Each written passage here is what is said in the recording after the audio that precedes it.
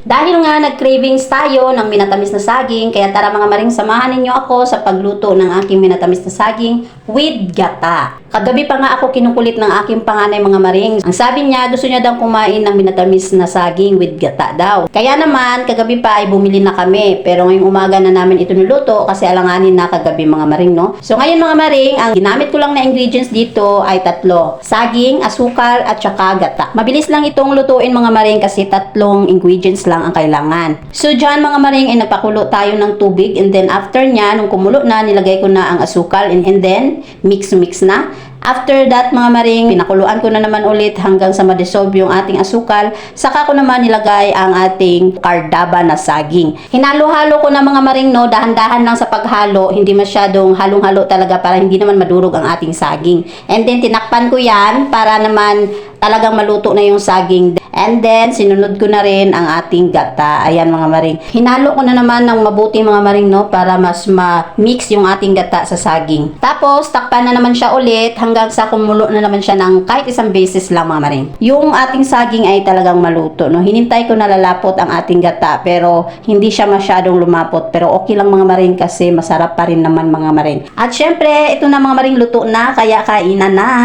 Handa na ang mga plato mga maring dahil kakain na tayo for merienda.